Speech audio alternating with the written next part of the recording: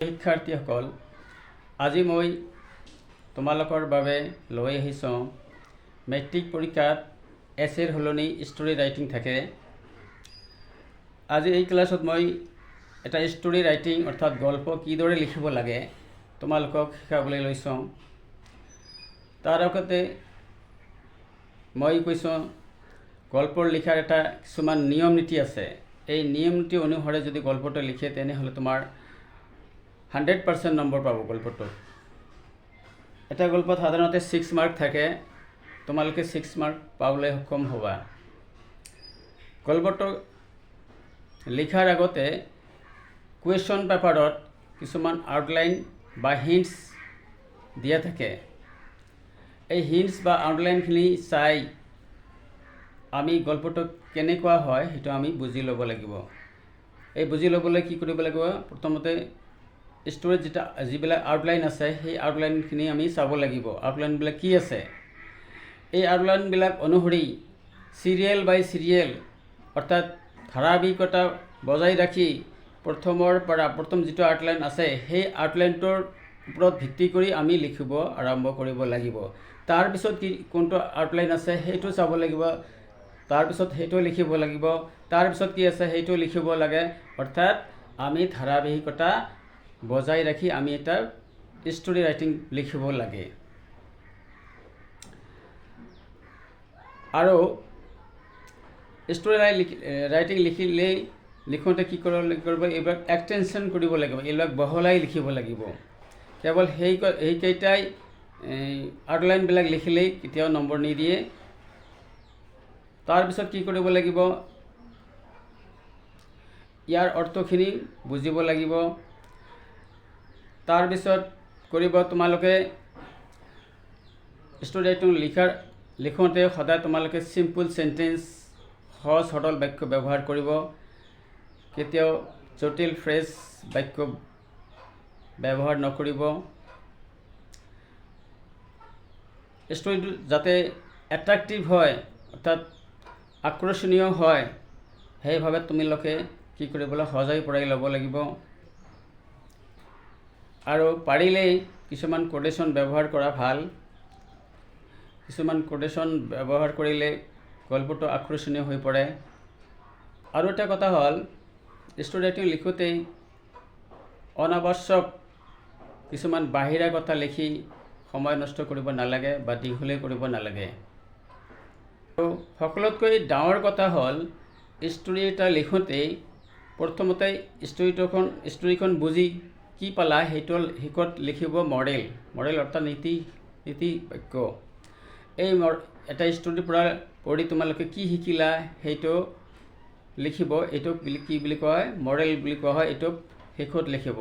আৰু গল্পটো ষ্টাৰ্টিং কৰাৰ আগতে ইয়াৰ নাম কি দিব, ইয়াৰ টাইটেল কি দিব সেইটো প্ৰথমতে একদম পেজৰ প্ৰথমতে লিখিব লাগিব। ইয়াক কি কয়? টাইটেল। তোমালোকে টাইটেল যদি দিয়া 1 নম্বৰ পায় আৰু মৰেল যদি লিখিব পাৰা সেইটোত 1 নম্বৰ পাব। গতিকে 2 নম্বৰ এনে আহি গ'ল। মাজতে যি লিখে ইয়াৰ তাৰ পৰা 3-4 আহি গ'লে ফুল মাৰ্ক পোৱা যায়। গতিকে তোমালোকে ষ্টৰীটো কেতিয়াও এৰি নাহিব। ষ্টৰীটো লিখা সহজ। তেনেহ'লে আজি তোমালোকৰ উদাহৰণৰ সৈতে এটা কুৱেশ্যন পেপাৰ ছল্ভ কৰি দেখুৱাওঁ কেনেদৰে লিখিব লাগে। আৰু এই ভিডিঅ'টোৰ দ্বাৰা উপকৃত হ'লে তেনেহ'লে চেনেলটো যদি এতিয়া ছাবস্ক্ৰাইব কৰা নাই তেনেহ'লে চেনেলটো ছাবস্ক্ৰাইব কৰি সম্পূৰ্ণ ভিডিঅ'টো চাবলৈ আহ্বান জনাইছোঁ। তেনেহ'লে আহক চাওঁ আজি। দেখা ইয়াত আউটলাইনটো কি আছে দেখা। এই পইণ্টৰ ওপৰত নিৰ্ভৰ কৰি আমি এছেটো লিখিব লাগিব। প্ৰথমে আছে দ্য লায়ন মানে সিংহটো, কিংছ অফ বিষ্ট অৰ্থাৎ জন্তুৰ ৰজা। লায়নটো আছিল জন্তুৰ ৰজা। কিলছ মানে হত্যা কৰে। Many animals, kills many animal, এইটো থাৰ্ড পইণ্ট হয়। এইটো তৃতীয় দিয়া আছে বহুতো প্ৰাণীক মাৰিছিল। অল এনিমেল, তাৰপিছত অল এনিমেল টেৰিফাইড, সকলো প্ৰাণী কি আছিল? ভয়াতুৰ আছিল। তাৰপৰা ভয়াতুৰ হৈ কি কৰিছিল? হল্ড এ মিটিং, এটা মিটিং আহ্বান কৰিছিল, মিটিং বহিছিল। Decide to send 1 animal, to the lion every day, আৰু প্ৰতিদিন এটাকৈ এনিমেল অৰ্থাৎ জন্তু সিংহলৈ পঠাব বুলি সিদ্ধান্ত কৰিছিল। লায়ন এগ্ৰিজ, লায়নটো সন্মত হৈছিল। দ্য টাৰ্ণ অফ এহিয়াৰ, এটা শহাপহুৰ পাল পৰিছিল, অৰ্থাৎ সিদিনা শহাপহুটো তেওঁ যাব লাগিব লায়নটোৰ ওচৰলৈ। এৰাইভ লেট, এই লায়নটোৰ ওচৰলৈ এৰাইভ লেট মানে পলমকৈ উপস্থিত হৈছিল।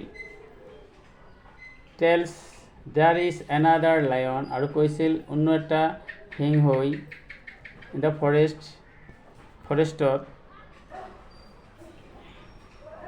ৱান্টেড টু চিজ মানে ধৰিবলৈ এণ্ড কিল হিম, আৰু তেওঁক মাৰিবলৈ, অৰ্থাৎ শহাপহুটোক পলমকৈ অহাৰ কাৰণ আছিল অন্য এটা সিংহই তেওঁক ধৰিছিল আৰু তেওঁক খাব বিচাৰিছিল। Here takes the lion to a deep well, এটা শহাপহুটোৱে কি কৰিলে, এটা সিংহটোক এটা গভীৰ কুৱাৰ ওচৰলৈ লৈ গ'ল। The lion cheese his reflection, the lion মানে সিংহটোৱে চিজ মানে দেখে, হিজ ৰিফ্লেকশ্যন তেওঁৰ প্ৰতিবিম্বটো দেখে। থিংছ আৰু ভাবে কি, there is another lion in the well, আৰু ভাবিল কি অন্য এটা কি আছে জন্তু কুৱাটোত আছে বুলি ভাবে, আৰু কি কৰে জামিন, আৰু ইয়াত কি কয় জামিন, ইয়াত জঁপিয়াই পৰে। এইটো আছিল কুৱেশ্যন, আৰু মই এই কুৱেশ্যনৰ ওপৰত নিৰ্ভৰ কৰি কেনেদৰে লিখিব পাৰি তোমালোকক মই সংক্ষেপে দেখুৱাইছোঁ, তাৰপিছত ডিটেইলছ দেখুৱাম। আকৌ আহোঁ আউটলাইন লৈ।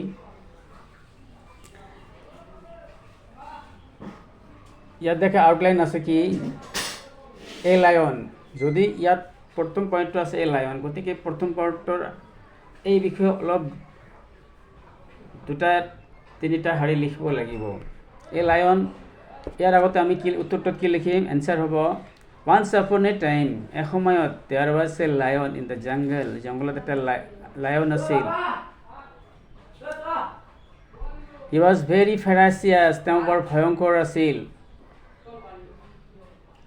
তাৰপিছত দ্বিতীয় পইণ্টটো লিখিব পাৰোঁ এতিয়া কিংছ অফ বিটছ, এই পইণ্টটোৰ ওপৰত নিৰ্ভৰ কৰিলে কি লিখিব, তাৰপিছত লিখিব হি ৱাজ অৰ্থাৎ the tiger was Kings of the animals, the tiger kills many animals every day, তাৰপিছত এইটো লিখিব পৰা। So the animal was very terrified to the tiger, এইটো লিখিবা, এই পইণ্টটো আহিল। তাৰপিছত কি কৰিবা, পেৰাগ্ৰাফ পঢ়িবা, পেৰাগ্ৰাফ পঢ়াৰ পিছত কি দিছে, এটা হ'ল এ মিটিং মাতিছিল, এইটো মিটিংটো কোনে মাতিছিল, সেইটো এনিমেলবিলাক, গতিকে এইটো পেৰাগ্ৰাফ পঢ়ি লিখিবা। ওৱান ডে দ্য এনিমেলছ, এই কথাটা লিখিবা, তাৰপিছত হ'ল এ মিটিং লিখিবা। And the meeting they discuss over the matter and decided, তাৰপিছত এইটো লিখিবা to send one animal to the lion every day, এইটো লিখিলা। তাৰপিছত কি কৰিবা, লায়নছ এগ্ৰি, তাৰপিছত লিখিবা the lion agrees in this proposal, এইটো লিখাৰ পিছত তাৰপৰে পয়েন্ট আছে the turn of the hare. তাৰপিছত পেৰাগ্ৰাফ পঢ়িবা, তাৰপিছত এই পইণ্টটো লিখিব। দেট ডে লিখাৰ পাছত পেৰাগ্ৰাফ পঢ়ি দেট ডে লিখাৰ পাছত there was the turn of a hare, এইটো লিখিবা। He did not want to go to that lion, but it is unfortunate is to gun to that lion, so he arrives there very late, এই কথাটা লিখিবা। তাৰপিছত লিখিবা when he reached the tiger den the tiger said him. তাৰপিছত quotation দি লিখিবা, direct নেৰেশ্যনত লিখিবা why are you late. Tiger said why are you late. তাৰপিছত লিখিবা the hare said there is another lion in the forest, so I could not reach timely.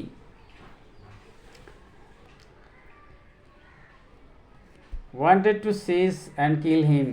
এইটো কেনেকৈ এইটো যদি ডাইৰেক্ট নেৰেশ্যন কৰা, ডাইৰেকশ্যন দেখিলে কি হয়, সেইটো বেছি এট্ৰেক্টিভ হয়, বৰ ধুনীয়া হয়, আকৰ্ষণীয় হয়। সেইবাবে he wanted to seize me and kill me এনেকৈ লিখি উৰ্ধৰ কমাৰ ভিতৰত ৰাখিব।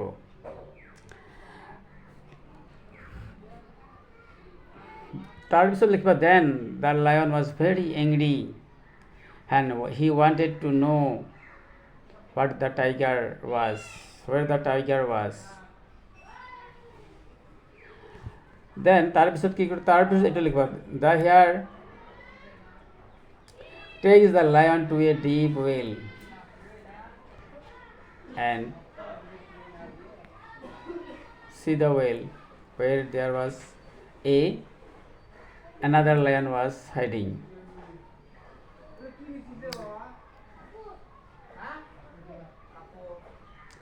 তাৰপিছত the lion এইটো লিখিবা। তাৰপিছত then lion sees the reflection himself and he thinks and লিখাৰ পাছত এইটো লিখিবা and he thinks that there was another lion in the well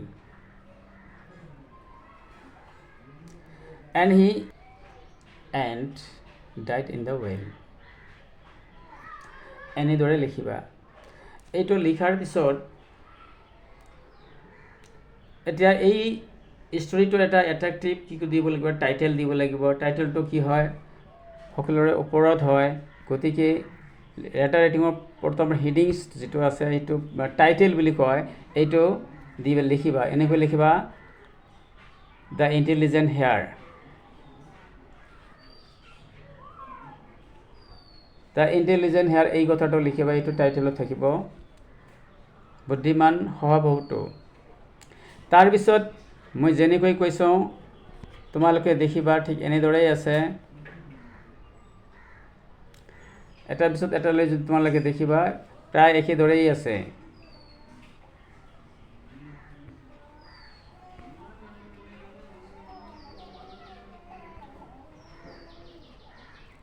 পাৰিলে তোমাৰ এইটো স্ক্ৰীনশ্বট মাৰি ৰাখিবা, এইটো কামত লাগিব। তাৰপিছত গল্পটো লিখাৰ পিছত এটা কি দিব লাগিব, মৰেল দিব লাগিব। এই মৰেলটোত তোমালোকে এই কথাটো সংযোগ কৰি দিলেই হয়। কোন কথাটো, শেষত যিটো আছে wisdom is stronger than strange, অৰ্থাৎ উইজডম মানে জ্ঞান, ইজ ষ্ট্ৰংগাৰ মানে শক্তিশালী, দেন ষ্ট্ৰেঞ্জ মানে বলতকৈ বুদ্ধি বেছি শ্ৰেষ্ঠ। এই বুলি লিখিলেই মৰেলটো বা নীতিশাস্ত্ৰটো হৈ গ'ল।